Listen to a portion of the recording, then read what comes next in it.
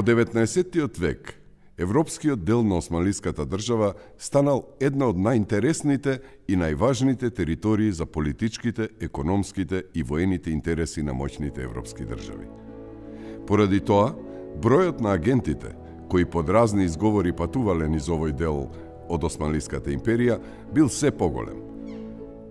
Меѓутоа, со оглед на тоа што политичката ситуација во 19. век во цела Европа е многу поразлична веќе, Османлиската империја почнува да опаѓа постепено, се насетува на нејзиниот пат, условно речено агресијата од Запад станува се поголема, да се добијат што поголеми податоци за таа територија и исто така од аспект на пазар за западните земји, за западната индустрија, манифактура која станува се помоќна, Османлиската империја станува се поинтересна.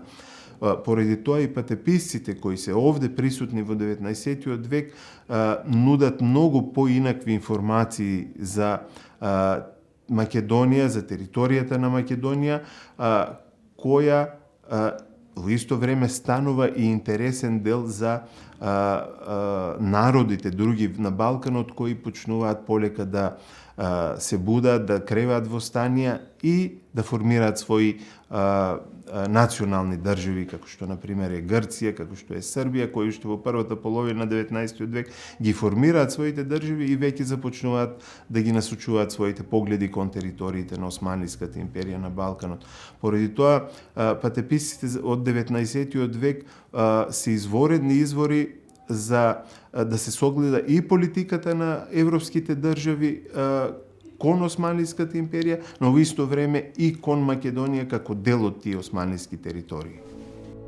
Се разбира, во ваквата ситуација многу важен сегмент од нивните патувања била територијата на Македонија поради нејзината централна положба во рамките на Балканскиот полуостров. Кон средината на споменатиот век, Македонија веќе била јасно дефинирана како природна целина со јасни географски граници и со минато поврзано пред се со славните времиња и освојувања на Филип и Александар Македонски. Во 19. век бројот на англиските патеписци е многу поголем ако се направи споредба со патеписците во 16. 17. век, кога имаме поголем број на француски патеписци. Тие англиски патеписци најчесто престојуваат овде по неколку месеци и имаат своји водичи, кои одлично ја познаваат територијата на Македонија. Таков е случајот со патеписот Едмунд Спенсер, кој патува низ Македонија со својот водич Ѓорги, кој ги познава одлично турскиот јазик, албанскиот јазик, македонскиот јазик и поминува од Скопје до Солун, тој го води Едмунд Спенсер низ Македонија.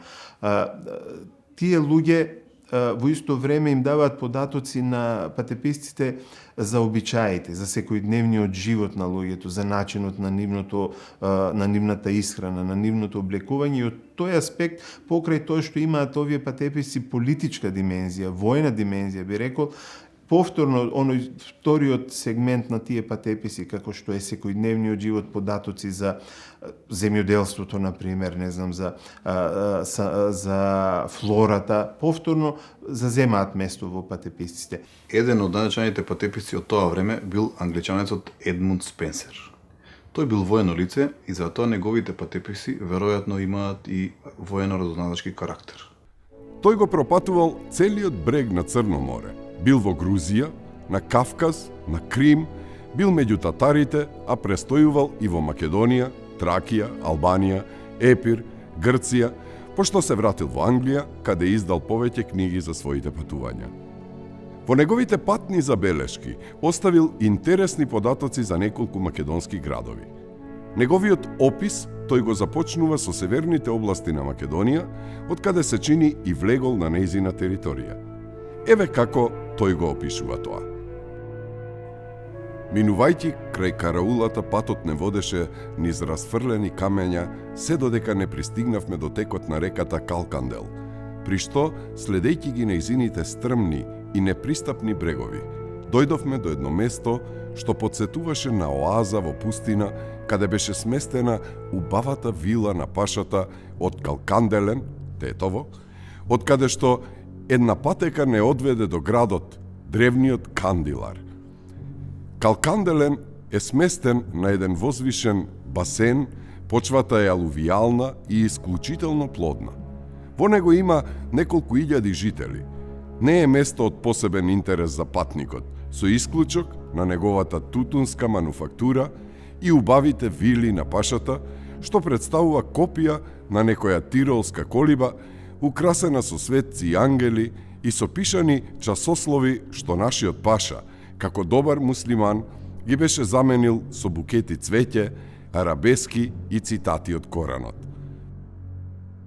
Напуштајќи го Калканделен, го минавме древниот мост преку реката Вардар, некогашен Аксиус, и одовде се искачивме на Дервенската планина, одејќи низ една убава пошумена долинка, каде што наидовме на насобрани карванџии кои го подготвуваа својот вечерен оброк.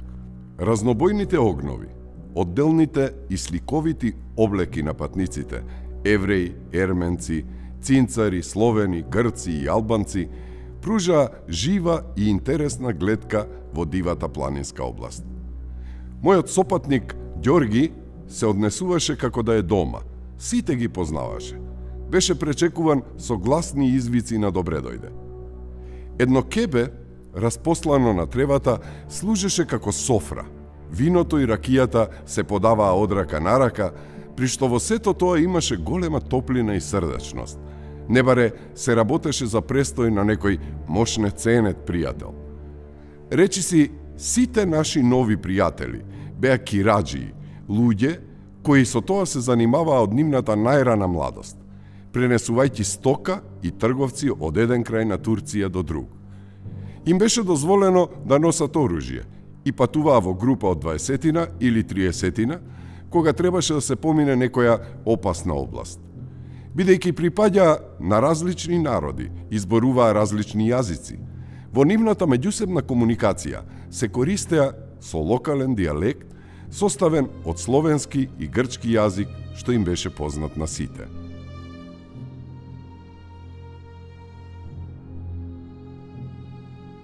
Од тука Спенсер го продолжил своето патување, упатувајќи се кон Скопје.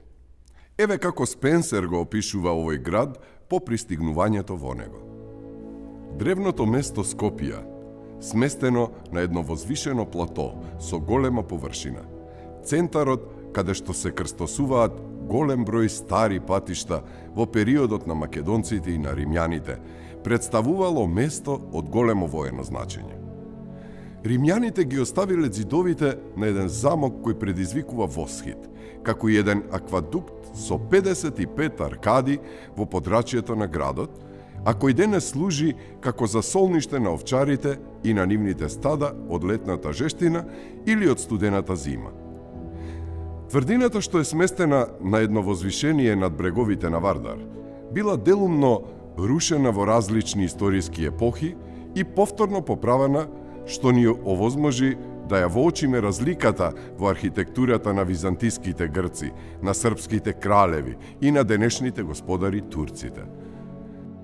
Слично како и останатите големи градови што ги посетивме во овие провинции, градот располага со покриена чаршија, кафеджилници, кафеани, џамии и фонтани, куќи изградени од тули печени на сонце, тесни улици што беа нечисти и лошо поплочени, а единствениот камен мост со неговите 7 арки надвиснат над реката Вардар е повеќе забележителен со својата масивност отколку со својата елеганција.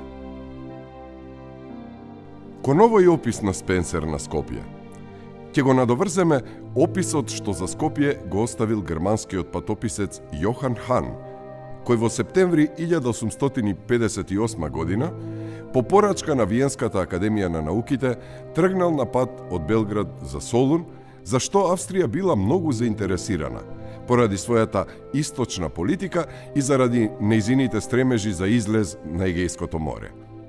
Еве детали од неговиот опис.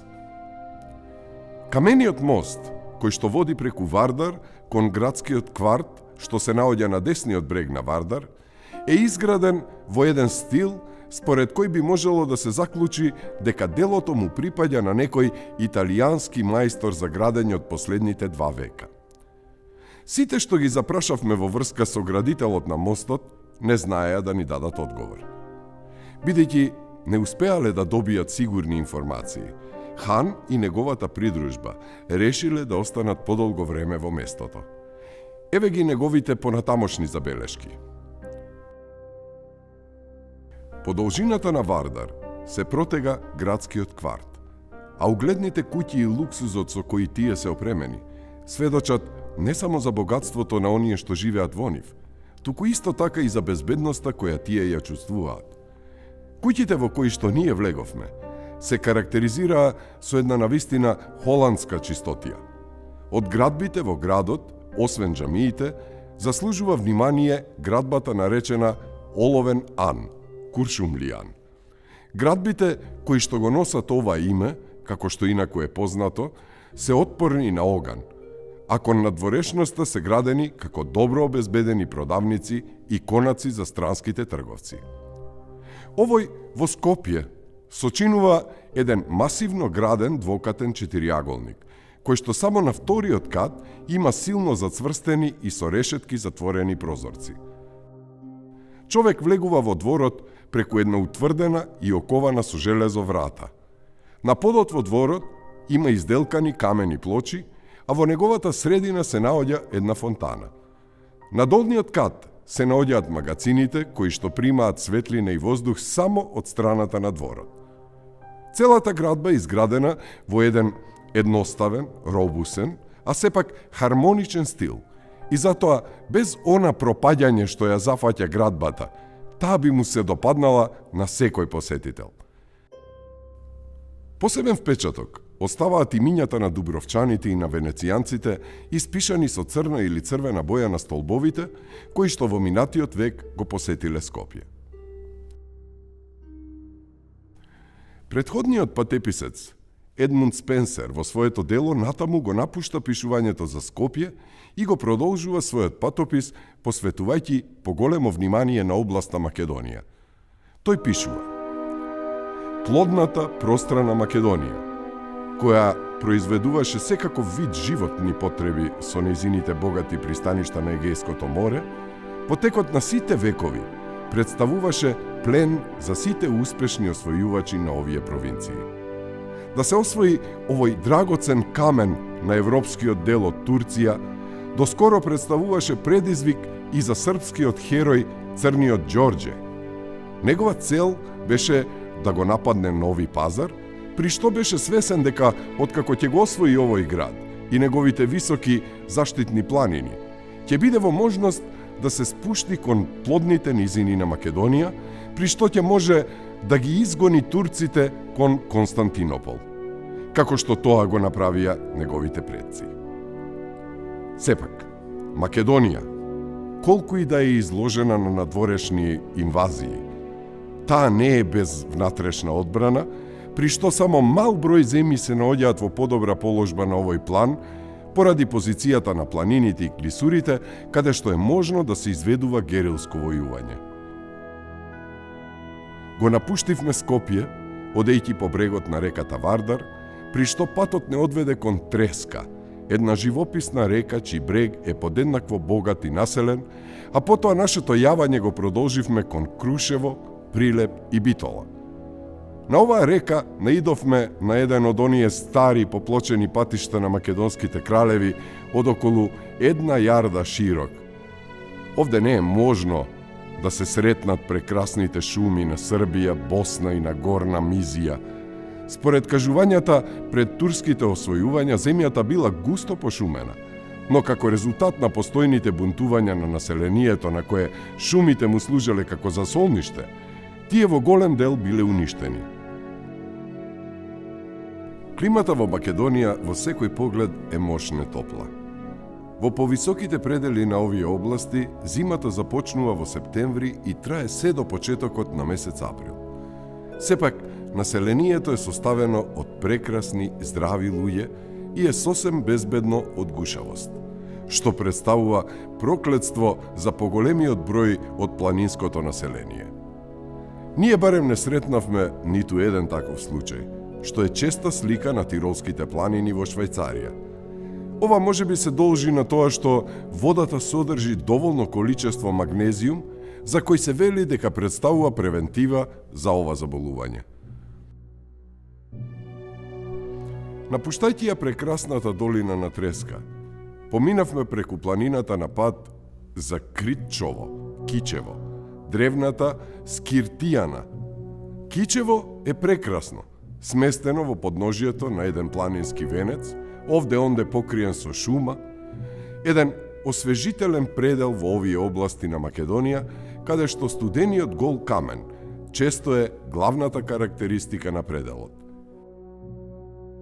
Иако овие планини некаде се испреплетени со бројни плодни површини, мали долини или клисури каде што течат водите на Зајас, Карасу, Црна река и на неколку други помали реки што се влеваат во реката Вардар, сепак се чини дека земјата е добро прилагодлива за земјоделството.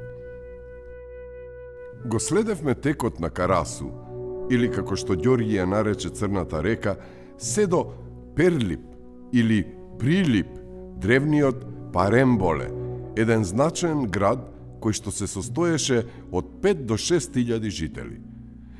На интересните остатоци од Српската империја во Македонија можеа да се сретнат на едно кусо растојание од градот. Величенствените остатоци на тврдината на српскиот јунак Марко Кралевиќ, што беше изградена на врвот на една карпа. Го испуштивме древниот Парамболе откако ја преминавме на еден дрвен мост реката Кандри, градска река, што тече низ градот. Нашите маки штотуку започнуваа затоа што на спротивниот брег моравме да се искачуваме по стрмнината на оголената планина. Но како компензација на нашата победа, уживавме во еден од најшироките и најпрекрасни пејзажи во овој дел на Македонија. Откако доволно се одморивме и се окрепивме, се спуштивме во една од најромантичните клисури каква што досега не сум видел во овие провинции. Како што напредувавме, клисурата се претвораше во низа од карпи во најфантастична форма. Потоа следеше една отворена долина што беше најтрудолюбиво обработена. Таму можеа да се видат памучни полиња, пченка и тутун, пасишта исполнети со овци и кози. Со задоволство ги забележав очигледниот напредок на селските колиби, како и на општата состојба на земјата и на луѓето, означувајќи еден цивилизацијски напредок. За време на мојот престој во Битола, јас уживав голема наклоност на реформаторски расположениот Валија и повремено го придружував за време на неговите излети. Битола, своето име, Толи манастир, го беше зела од еден познат манастир кој што некогаш, според предпоставки од страна на античките проучувачи, бил подигнат на просторот на античка Хераклеа.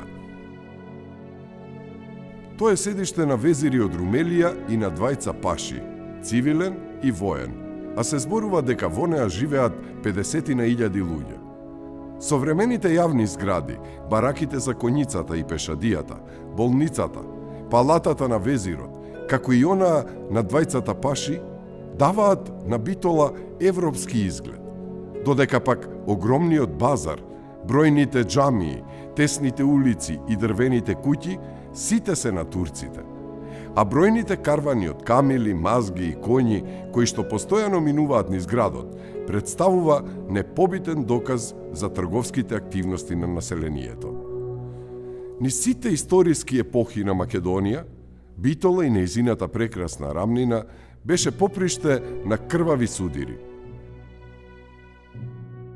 На овој простор, грците и римјаните воделе долготрајни и жестоки војни. Едните за независност, другите во слава на империјата. Овде, ордите од Северна Европа, готите и вандалите, логоруваа и ги пустошеа градовите. Србите триумфираа над византијците и ги натераа да побараат спас за силните ѕидини на Константинопол, кога нивниот цар ја придодаде титулата крал на Македонија на своите други бројни титули и ја задржа власта се до навлегувањето на воинствените орди на Осман. Битола, како просперитетен град во 19. век, бил забележан и од многу други патописци.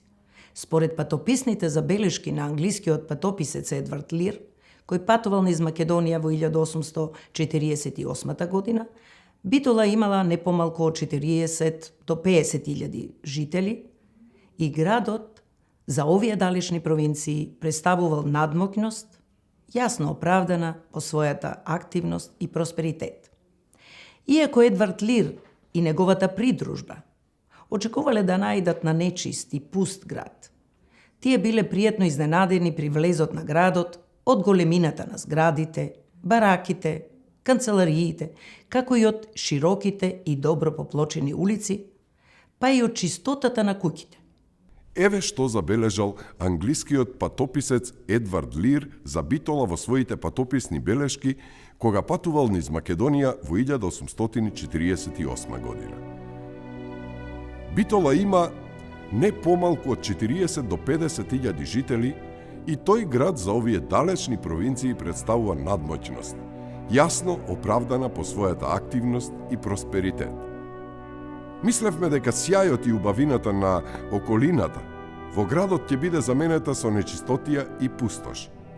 Но бев пријатно изненаден од големината на зградите, бараките и канцелариите при влезот на градот, како и од широките и добро поплочените улици, па и од чистотата на куќите. Пазарите беа крајно убави, некои целосно покриени и осветлени со прозорци, други само делумно заштитени или полупокриени со рогозини, прострени на дрвени столбови. Како центар на сите воени операции поврзани со Северна и Јужна Албанија, Тесалија, Македонија и Босна, активноста и сјајот на Битола се доста значајни и ефектот посебно фрапира кога ќе се пристигне тука, како што направив јас откако поминав низ една дива и слабо населена територија. Брзо ќе бидеме изненадени од цивилизацијата што сме ја напуштиле за секогаш. Стражари, музичари, паши, палати, стражарници, турканици и безреди од трговските стоки кои се среќаваат на секој агол. Природната убавина на Битола е голема. Градот е изграден на западниот брег од една благородна рамнина, обиколен со интересно обликувани ридови, во една долина формирана од две високи планини, а меѓу овие снежни огради води патот за Охрид. Низ градот тече река, широк, мамлив порој, пресечен со многубројни мостови, повеќето дрвени, и на неколку од нив се гледаат редици мали дуќанчиња што заедно формираат еден широк и покриен пазар. Било да се гледа од едната или од другата страна на реката, мешовитоста од минарињата и од џамиите со кипарисите и врбите ја прави гледката најубава и најзанесна. Едвард Лир имал голема моќ на запазување и бил вешт во изработка на цртежи. Не можејќи да ја поднесе англиската клима, тој често патувал по сончевите предели на Европа и Блискиот Исток, од каде испраќал цртежи на пејсажи, на градови и облека и на се што било интересно. Еве еден исечок кој што зборува за таквиот негов интерес и во Битола. 18 септември 1848. Ветерот силно дуваше по снежните планини, но сонцето сјајно се појави токму кога го почнав денот со разгледување на околината. Селани доаѓа од ридовите во градот со пазарни стоки. Облеката на жените се состои од еден црн долг елек со црвени пораби, ткаени с долништа, фустани, гамаши и марамчиња, црвени и ригести престилки, доста дебели, долги марами и црна свила ја придружуваа нивната коса во вид на плетенка. Кога најпосле решив да цртам во улицата на Битола, тоа ми беше невозможно поради мноштвото народ што се собираше околу мене за да ги гледа моите цртежи. Затоа се прибрав во Анот, решен да побарам од мојот бујурулџија да ме снабди со заштитна стража. Бидејќи не е возможно секогаш да се дојде во Македонија, времето и можностите не треба да се пропуштат. Еве уште еден исечок за Битола од познатиот француски патописец Ами Буе, кој патувал низ Македонија 10 години пред патописците Едвард Лир и Едмунд Спенсер. Градот Монастир би требало да има близу 40.000 души. Куќите во центарот на градот немаат градини, па затоа богатите имаат куќи во предградието Булбулдере, долина на славеите, западно од градот. Улиците во центарот на градот се тесни. Пазарот со дуќаните зазема широк простор на обете страни од реката, поврзани со еден дрвен мост, а од двете страни се нижат дуќаните. Пазарот е покриен со дрвен покрив и повеќето од неговите улички служат како премин за колите и коњите. Тука се собрани сите занаети, од месари, гостилничари и продавачи на мраз, до златари и часовничари. Но, трговците на чаршафи и штофови имаат посебно и пристојно пазарно место кое е широко и покриено. Џамиите се исто така бројни во Монастир. Ги има 11 и тие се делумно обколени со дрвја, но без некаква посебна архитектура. Исто така има и еден православен манастир и воена болница.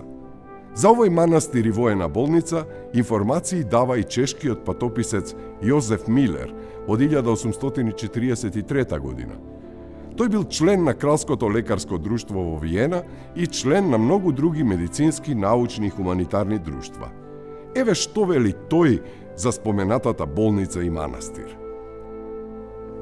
Во малото Димитри, југозападно од базарот, обкружена со дебели ѕидови, сместена е воената болница, која се состои од една еднокатна зграда, наменета за ранети и болни, како и од една приземна куќичка за интернистите.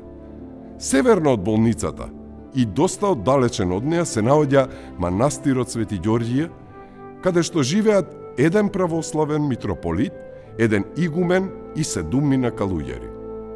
Меѓу приватните куќи што ги има, се истакнува прекрасно поставениот, едноставно и со многу вкус уредениот хотел на грчкиот вице-конзул и аптекар Лоренцо Пери.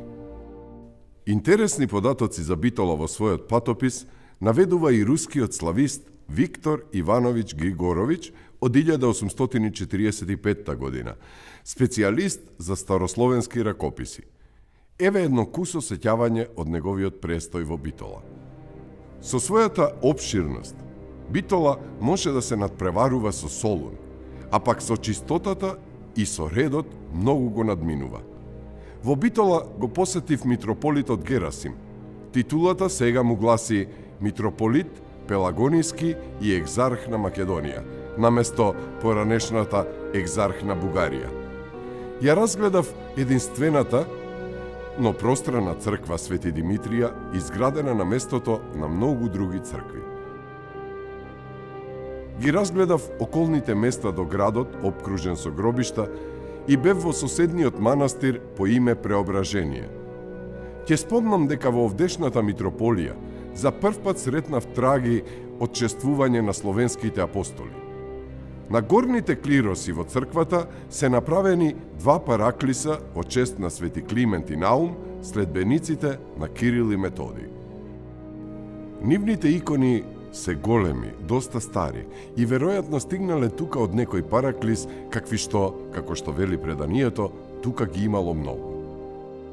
Патеписите од 19 век се многу поразлични во однос на патеписите од 15 и 16 век. Луѓето кои го посетуваат Балканскиот полуостров и Македонија во тој период веќе се многу поразлични од оние патеписци кои доаѓаат во раниот османлиски период во 15 и 16 век. Тоа најчесто се луѓе кои се високо образовани, кои имаат завршено високо образование, кои имаат веќе големо претходно знаење за територијата што ја посетуваат, или се луѓе воени лица кои доаѓаат со одредена цел овде за да ја проучат инфраструктурата на Османлиската империја на територијата на Балканскиот полуостров и на Македонија. По 6 дена престој во Битола, нашиот прв раскажувач Едмунд Спенсер го продолжил своето патување кон Охрид, но овој пат во придружба на нов водич по име Константин Роби, член на познатото трговско семејство Робеви. Еве како ни го опишува следното негово патување. Напуштајќи ја Битола, продолживме по карпестиот брег на реката Монастир Су, преку една клисура по стрмната страна од планина. По напорно качување од 4 часа се искачивме на врвот од една карпа, под која што лежеше езерото обколено од венец од планини, како да беа расфрлани од некое поместување на земјината кора. Во исто време можевме да уживаме во прекрасната гледка врз Битола и на нејзината прекрасна низина. Во текот на ноќта направивме логор во една мала пошумена долина недалеку од Преспанското езеро, каде што наидовме на еден карван кој веќе се беше сместил, па заедно со нив бевме речиси 100 луѓе. Ова представуваше најбројно друштво на кираџии заедно со нивните бали стока, што досега не сум ги сретнал во овие провинции.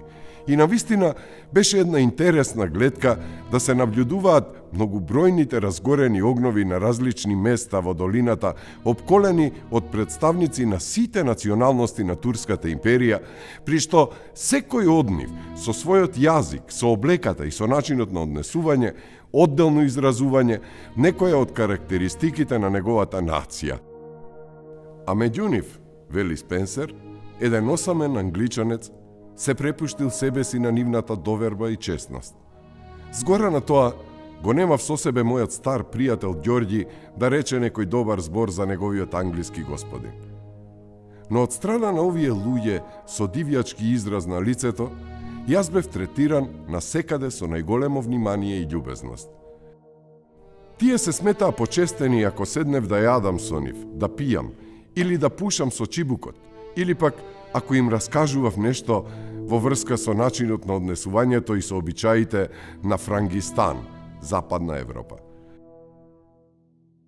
Напуштајќи го Преспанското езеро во правец на Охрид, Спенсер и неговата придружба се искачиле на галичица, од која пред нив се отворила величествена гледка. Еве што вели Спенсер за тоа.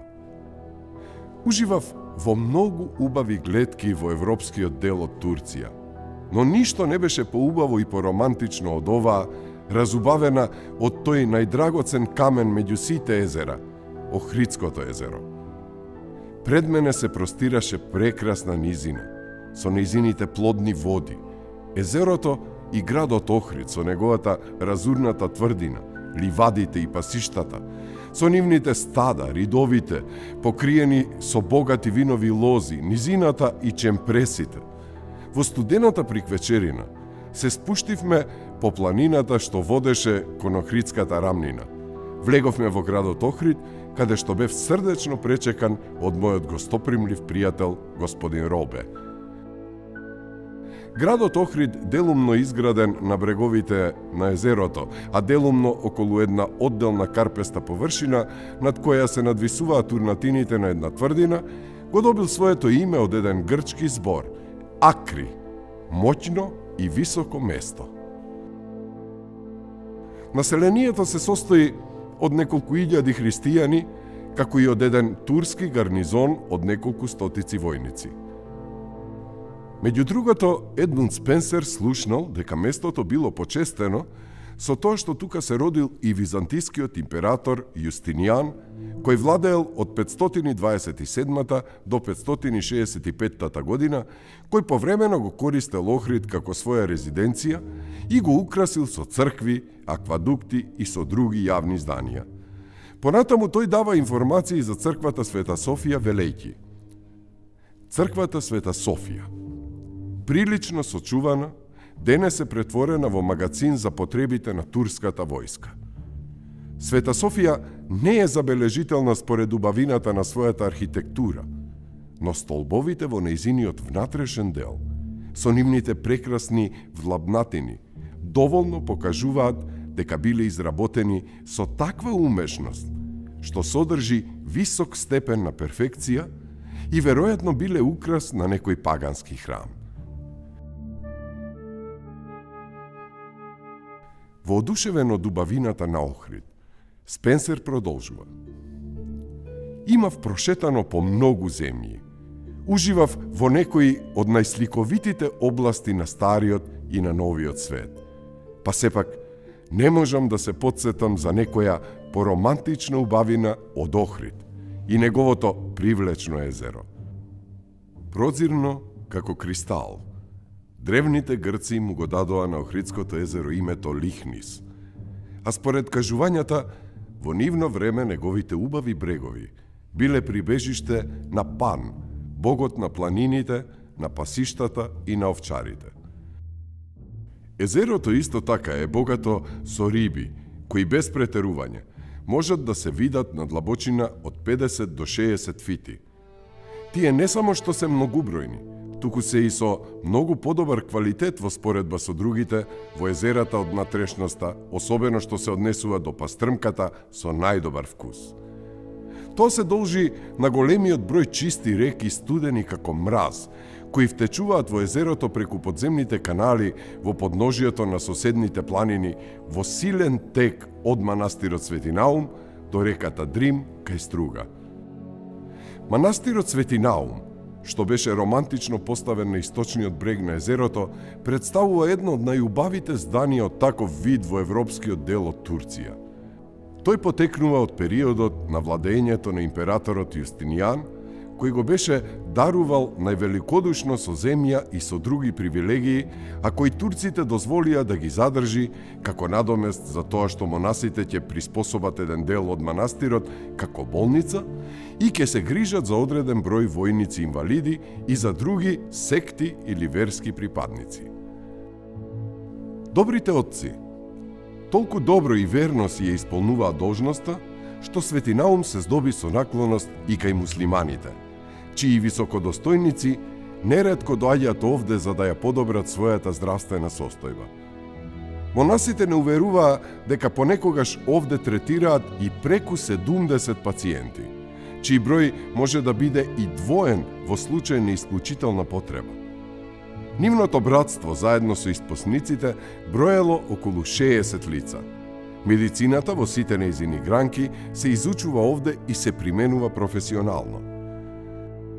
Својот опис на Охрид, Спенсер го завршува со реченица која импонира. Поради недостигот простор, вели тој, мораме да ја завршиме нашата скица за Охрид и неговото прекрасно езеро, кое доколку го видеше господинот Волтер, никогаш за Женева немаше да рече ова езеро е најубаво во светот. Напуштајќи го Охрид, Спенсер со придружбата стигнал до Струга.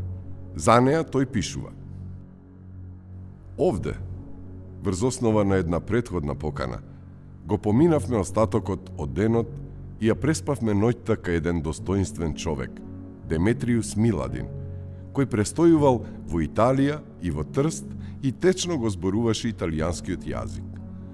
Нашиот престој во Струга ни овозможи да ги посетиме султанските рибници. Тие му донесуваа на султанот годишен приход од 100.000 пијастри. Откако го минавме мостот кај Струга, ние продолживме долж брегот на Црн Дрим, што се разликува од Белиот Дрим, кој извира од областа на Шарпланина. На далечина од 1 до 1,5 милја од Струга започнува Дримската клисура, која стана толку позната за време на борбата меѓу турците и христијаните во времето на Скендербег. За неа се вели дека е мощна опасна и страшна за настапувањето на некоја непријателска војска од европскиот дел на Турција. Од тука Спенсер со својата дружина ја напуштил територијата на Македонија и го продолжил својот пат кон Албанија. Извадоците од овие неколку патописи за Македонија и македонските градови од 19. век потврдуваат дека во овој период името Македонија веќе било силно присутно во пишувањата на западните патописци. Сите тие Имале хуманистичко образование и нивното сваќање на терминот Македонија било во контекст на нејзиното античко минато од времето на македонската античка држава. Најголем дел од нив имаат предзнаење за историјата на Македонија во контекст на нејзината античка историја. Значи, во 19. век веќе античката историја на Македонија, односно античка Македонија е широко распространета по универзитетите на Западна Европа и таа античка Македонија во исто време и географски е точно лоцирана на територијата на Османлиската империја, на европската територија на Османлиската империја.